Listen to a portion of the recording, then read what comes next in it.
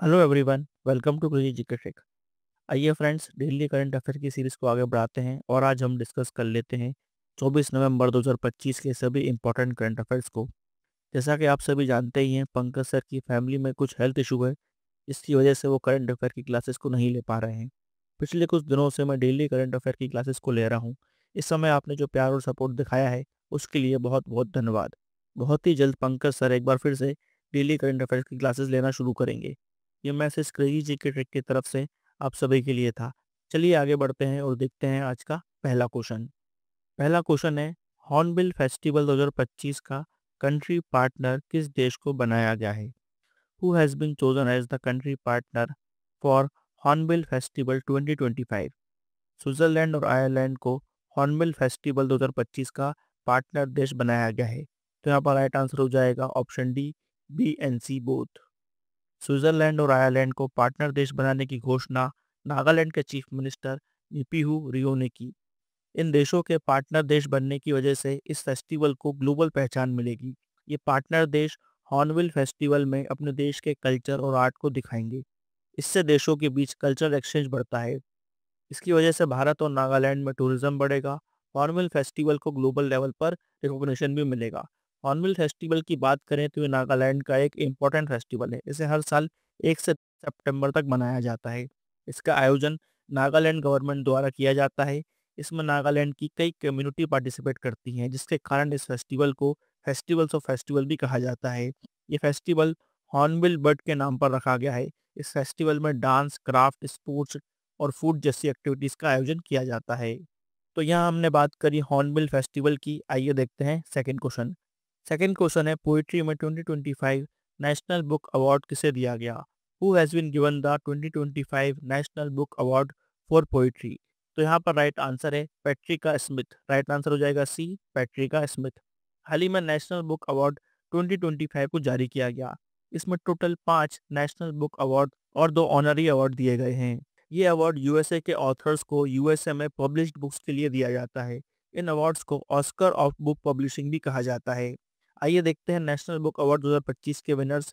Fiction category में रबी Alamuddin, poetry में Patricia Smith, non fiction में उमर अल अकद, यंग पीपल्स लिटरेचर में डैनियल नहेरी, ट्रांसलेटेड लिटरेचर में कैब्रिला कैमेजॉन कामेरा। तो ये विनर्स हैं नेशनल बुक अवार्ड 2025 के। नेशनल बुक अवार्ड की बात करें तो ये यूएसए में आयोजित होने वाला लिटरेरी अवार्ड है। इन्हें हर साल आयोजित किया जाता है। इसका उद्देश्य यूएस में पब्लिश हुए बेस्ट लिटरेचर को अवार्ड देना। बुक पब्लिशिंग के ऑस्कर के नाम से इसको जाना जाता है। इसकी शुरुआत 1936 में की गई थी और फिर 1950 में इसे एक नया रूप दिया गया। इसको ऑर्गेनाइज करता है नेशनल बुक फाउंडेशन। यहाँ पर प्रत्येक विजेता को $10,000 दिए जाते हैं। यहाँ हमने बात करी नेशनल बुक अवार्ड की। आइए देखते हैं नेक्स्ट क्वेश्चन। तीसरा क्वेश्चन है, भारत सरकार द्वारा भारत के 250 से अधिक प्रमुख और लघु समुद्री बंदरगाहों के लिए नए सुरक्षा नियामक के रूप में किसे नामित किया गया है? Which of the following has been designated as the new safety regulator for over 250 major and minor sea ports across India by the union government? हाल ही में केंद्र सरकार ने सीआईएसएफ को रिकॉग्नाइज्ड सिक्योरिटी ऑर्गेनाइजेशन घोषित किया है, जिससे अब देश के सभी मेजर और माइनर सीपोर्ट्स की सुरक्षा एक ही प्रोफेशनल एजेंसी के अधीन होगी। तो यहाँ पर राइट आंसर हो जाएगा सीआईएसएफ। भारत के 250 से ज़्यादा समुद्री बंदरगाह यानी कि सी पोर्ट्स अब सीआईएसएफ के सिक्योरिटी फ्रेमवर्क के अंतर्गत आएंगे। पहले पोर्ट सिक्योरिटी डीजी शिपिंग के तहत फ्रेगमेंटेड तरीके से चल रही थी, यानी कि यहाँ पर कोई भी निर्धारित प्रोफेशनल सिक्योरिटी फोर्स नहीं थी। समय के साथ बढ़ते स्मगलिंग, सैबोटाज, इन्फिल्ट्रेशन के खतरों के कारण यहाँ पर हम देखते हैं कि स्पेशलाइज्ड फोर्स की जरूरत पड़ी है। सीआईएसएफ पहले से airports, nuclear plants, metro systems जैसे क्रिटिकल जगहों की सुरक्षा कर रहा है। सीआईएसएफ की स्थापना 1969 में हुई थी और इसको आर्म्ड फोर्स का दर्जा मिलता है सीआईएसएफ एक्ट 1983 के तहत। सीआईएसएफ यानी कि सेंट्रल इंडस्ट्रियल सिक्योरिटी फोर्स, ये बेसिकली औद्योगिक व अपसंरचना सुरक्षा करती है। 70 से अधिक हवाई अड्डों की सुरक्षा ये करती है। मेट्रो के अलावा दूसरे परिवहन प्रणालियों की भी सुरक्षा करती है। सरकारी भवन या फिर दूसरे वीआईपी हाउसेस की सुरक्षा भी सीआईएसएफ करती है। सीआईएसएफ डिजास्टर रिस्पांस में भी काम करती है। सीआईएसएफ को भारत की सभी मेजर माइनर सी पोर्ट्स का नया सुरक्षा नियामक नियुक्त किया गया है। ये कदम मैरीटाइम सिक्योरिटी को यूनिफॉर्म, मॉडर्न और थ्रेट रिस्पॉन्सिव बनाने के लिए बहुत महत्वपूर्ण है। स्पेशली जब हम इसको देखते हैं बढ़ते हुए कार्गो ट्रैफिक और ब्लू इकोनॉमी के संदर्भ में। तो यहाँ हमने बात करी CISF, जिसको हाल ही में रिकॉग्नाइज सिक्योरिटी ऑर्गेनाइजेशन बनाया गया है भारत के 250 से ज़्यादा मेजर और माइनर पोर्ट्स के लिए। चलिए आगे बढ़ते हैं और देखते हैं आज का ऑफर ऑफ द डे। आज के ऑफर ऑफ द डे में फ्रेंड्स आपको मिलेगा इंग्लिश फाउंडेशन बैच। बहुत ही स्पेशल प्राइस सिर्फ 79 में आपको मिलने वाला है इंग्लिश का फाउंडेशन बैच, जिसके अंदर आपको इंग्लिश ग्रामर के साथ साथ इंग्लिश वोकेबलरी भी देखने को मिलती है और साथ में यहाँ पर इंग्लिश क्वेश्चंस की प्रैक्टिस भी कराई गई है।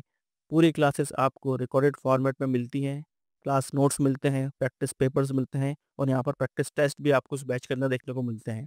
तो उस बैच को एक बार जरूर चेकआउट करें क्रेजी जीके ट्रिक और रूट एप्लीकेशन पर। चलिए आगे बढ़ते हैं और देखते हैं आज का फोर्थ क्वेश्चन। हाल ही में डेयो को GI टैग दिया गया। डेयो क्या है? What is Deyo that recently received the GI tag? Deyo एक पारंपरिक हाथ से जाली ब्लेड है, यानी कि इसको हाथ से बनाया गया है। It is a traditional hand fold blade. तो यहाँ पर राइट आंसर हो जाएगा बी। अरुणाचल प्रदेश की ट्रेडिशनल ब्लेड डेयो को GI टैग दिया गया है। इस ब्लेड को अरुणाचल प्रदेश के ट्राइबल्स द्वारा हाथ से बनाया जाता है।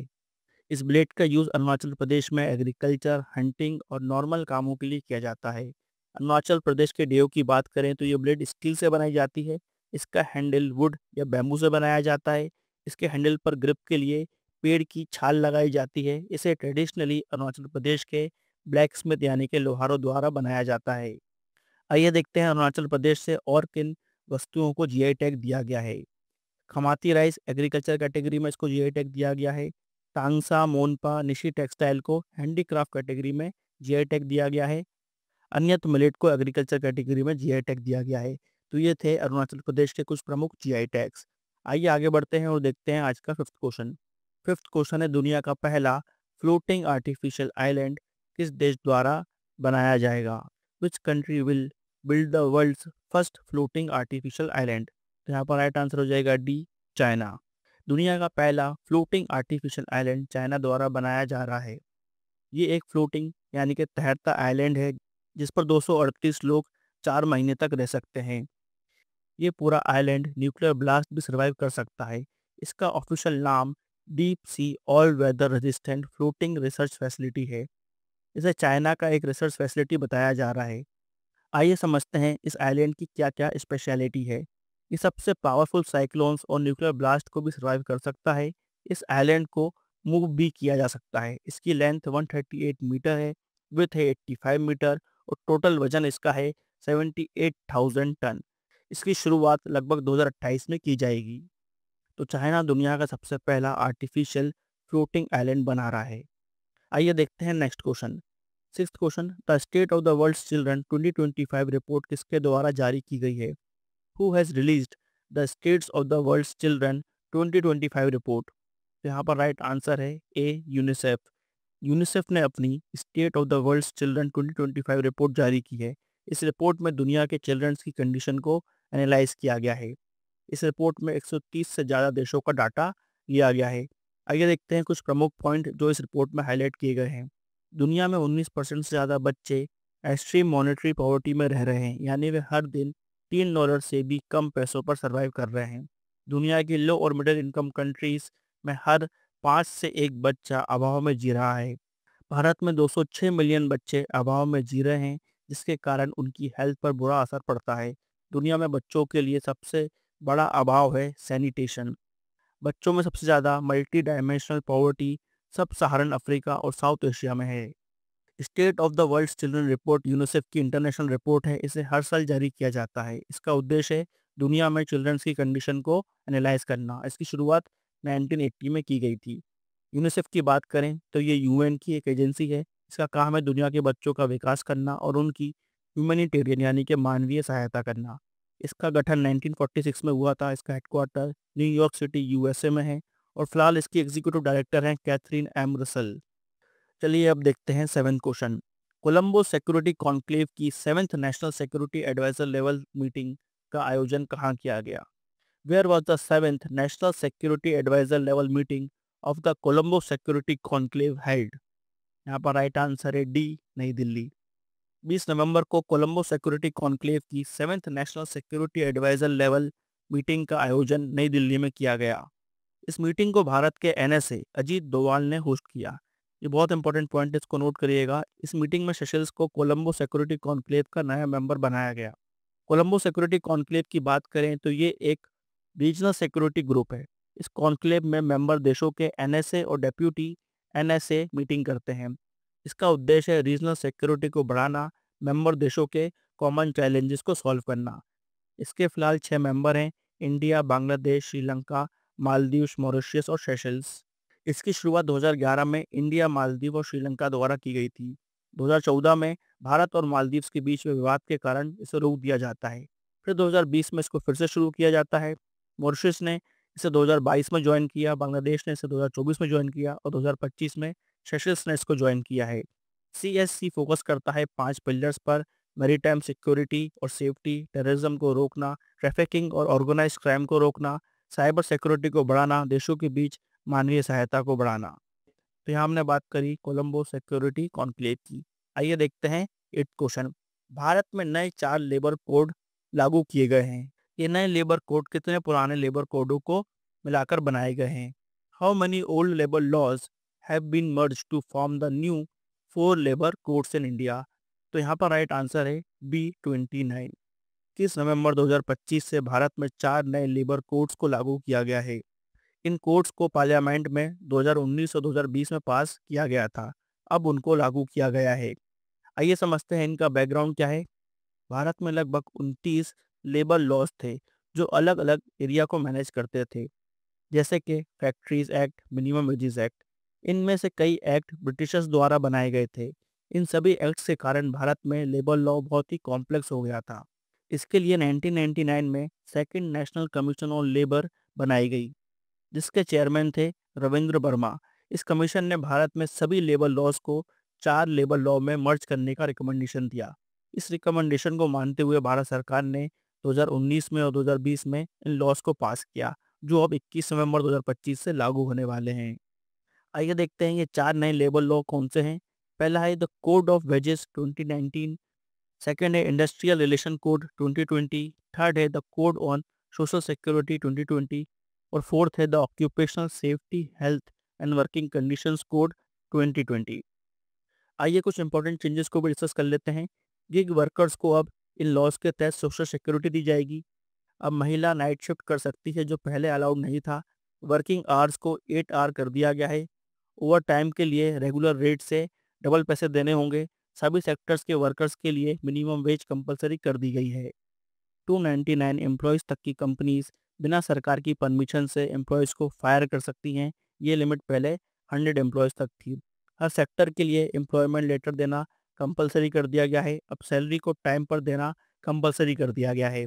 आइए समझते हैं इससे भारत को क्या क्या बेनिफिट्स होंगे। भारत में लेबर लॉ मॉडर्न और सिंप्लीफाई होंगे।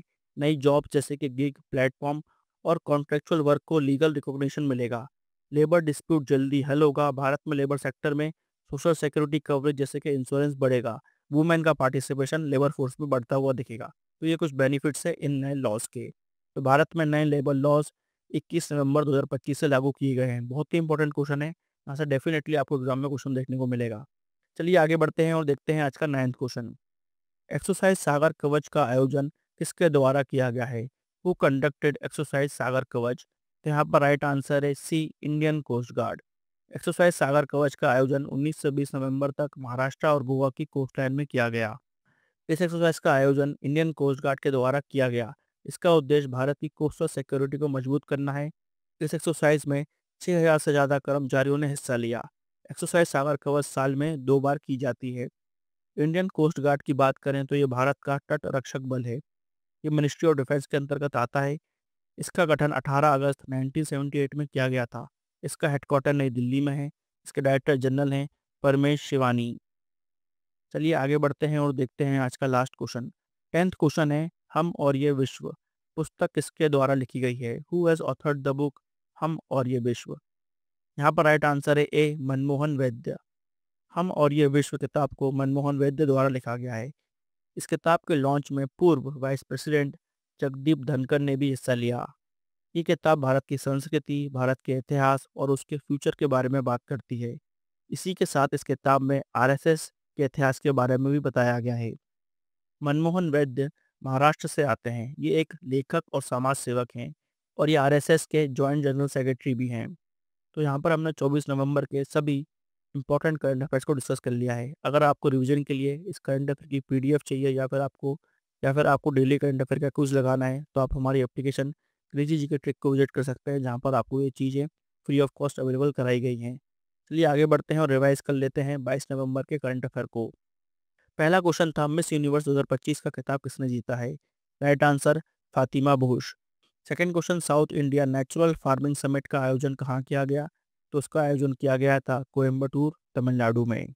तीसरा क्वेश्चन, भारत ने साल 24-25 में अब तक का सबसे बड़ा रक्षा निर्यात यानी कि डिफेंस एक्सपोर्ट किया। भारत का कुल रक्षा निर्यात कितना था?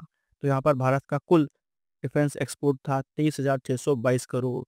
Fourth question, 2026 under 19 cricket world cup को किन दो देशों द्वारा होस्ट किया जाएगा?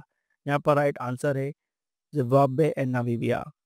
पांचवा क्वेश्चन था, भारतीय सेना को किसके लिए बौद्धिक संपदा अधिकार इंटेलेक्चुअल प्रॉपर्टी राइट दिया गया है? इसका राइट आंसर है new design code combat digital print के लिए इंडियन आर्मी को आईपीआर दिया गया है। Sixth question, inland waterways authority of India का नया चेयरमैन किससे नियुक्त किया गया है? तो यहाँ पर राइट आंसर है सुनील पानीवाल। सेवेंथ क्वेश्चन, कोडाई कनाल सौर वेधशाला कोडाई कनाल सोलर ऑब्जर्वेटरी की स्थापना कब हुई थी?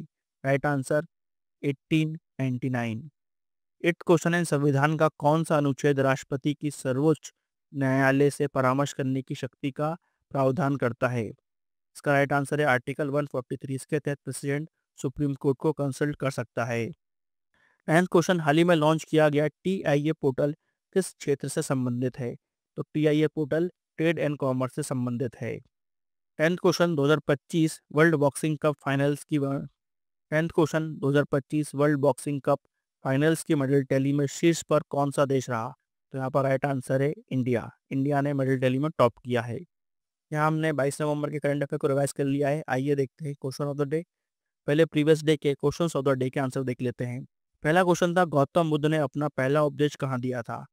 तो यहाँ पर राइट आंसर है सारनाथ, यूपी के डियर पार्क में। दूसरा क्वेश्चन, भारत में खरीफ फसल की बुवाई किस मौसम में की जाती है? राइट आंसर जून जुलाई। तीसरा क्वेश्चन, कौन सी नदी रिफ्ट वैली से होकर बहती है? राइट आंसर नर्मदा और तापी रिवर। आइए देखते हैं आज के क्वेश्चन ऑफ द डे, जिनका आंसर आपको कमेंट बॉक्स में देना है। पहला क्वेश्चन, हिंदू पंचांग के अनुसार भगवान महावीर स्वामी की जयंती किस महीने में मनाई जाती है? In which month is the birth anniversary of Lord Mahavir Swami celebrated according to the Hindu calendar? Second question, मानक तीरंदाजी स्पर्धा में प्रयुक्त होने वाले लक्ष्य में कितने वृत्त क्षेत्र होते हैं? How many circle fields are there in the target used in standard archery competition? तीसरा क्वेश्चन है, कौन सी मिश्र धातु तांबे और जस्ते से बनती है? Which alloy is made up of copper and zinc? इन तीनों क्वेश्चंस के आंसर आपको कमेंट बॉक्स में देने हैं। तो फ्रेंड्स, यहाँ पर हमने 24 नवंबर 2025 के सभी इंपॉर्टेंट करंट अफेयर्स को डिस्कस कर लिया है। आई होप आपको आज का ये वीडियो इन्फॉर्मेटिव लगा होगा। ऐसे और वीडियोस देखने के लिए इस वीडियो को लाइक करना और शेयर करना ना भूलें।